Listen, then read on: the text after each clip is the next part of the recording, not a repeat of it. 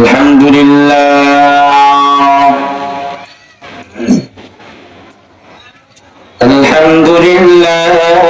نحمده ونستعينه ونستغفره ونعوذ بالله من شرور أنفسنا ومن سيئات أعمالنا من يهده الله فلا مضل له ومن يضلله فلا هادي له ونشهد أن لا إله إلا الله وحده لا شريك له ونشهد أن سيدنا وسندنا وحبيبنا وطبيب قلوبنا ومولانا محمد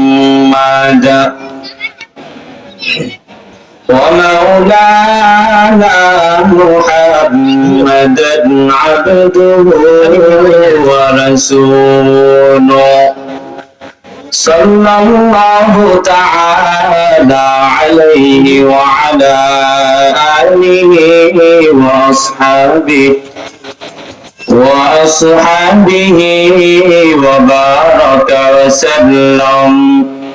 وبارك وسلم تسليما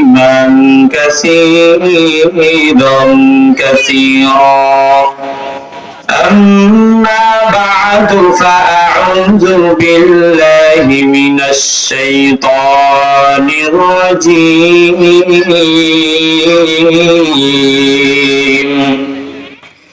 بسم الله الرحمن الرحيم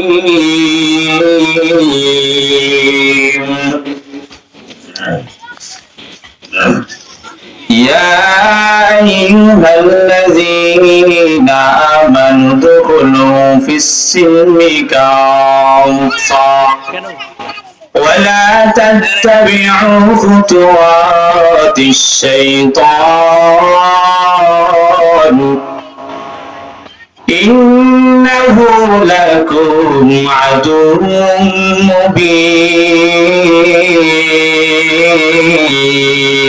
مبين صدق الله مولانا العظيم وصدق رسوله النبي الكريم وقال النبي صلى الله عليه وسلم إنما الأعمال بالنيات وقال عليه الصلاة والسلام सूरज ने दिया अपनी शाओं को फैज़ाब सूरज ने दिया अपनी शाओं को फैज़ाब दुनिया है अजब सीज़ ख़बी सुबह ख़बी शाम दुनिया है अजब सीज़ ख़बी सुबह ख़बी शाम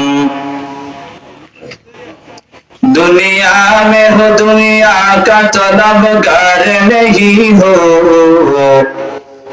दुनिया में हो दुनिया का तलबगार नहीं हो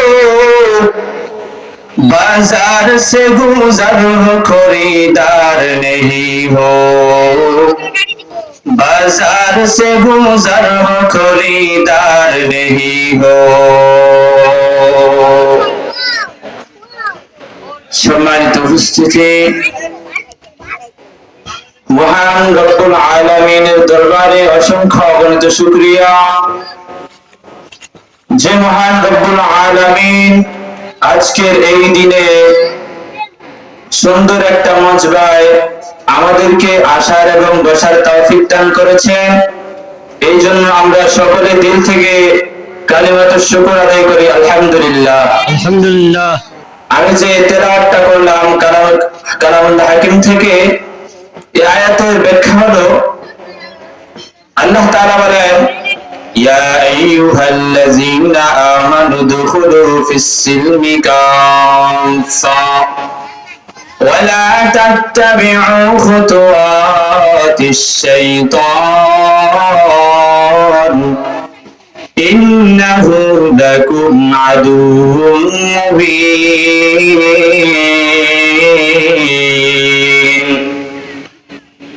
এই আয়াতে আল্লাহ তাআলা বলেন, হে ঈমানদারেরা, তোমরা পরিপূর্ণ মুমিন হয়ে যাও, পরিপূর্ণ ঈমানদারদের মধ্যে দাখিল হয়ে যাও। আল্লাহ তাআলা কেন বললেন, হে ঈমানদারগণ, তোমরা ঈমানের মধ্যে পরিপূর্ণ দাখিল হয়ে যাও, পরিপূর্ণ ঈমান আনো? কেন আল্লাহ তাআলা বলেন? এর পরিপ্রেক্ষিতে দেখেন, আজ আমাদের দুনিয়াতে এমন অবস্থা শুরু হয়ে গেছে, আজ আমাদের ঈমান দুর্বলতার কারণে, আমরা পরিপূর্ণ ঈমানের ভিতরে না আসার কারণে, চিন্তা করে দেখেন, নাস্তিক ফারার ইহুদি খ্রিস্টান বেঈমানরা আমাদের উপরে ঝাঁপাইয়া পড়েছে। তার একমাত্র কারণ হলো আমাদের দিলের ভিতরে পরিপূর্ণ ঈমানটা রাখতে পারি নাই, পরিপূর্ণ ঈমানের ভিতরে আমরা ঢুকতে পারি নাই। এই জন্য আল্লাহ তাআলা আমাদেরকে বিভিন্ন সময় বিভিন্ন শাস্তি দিতেছেন, আমাদের উপরে বিভিন্ন সময় বিভিন্ন আযাব দিতেছেন।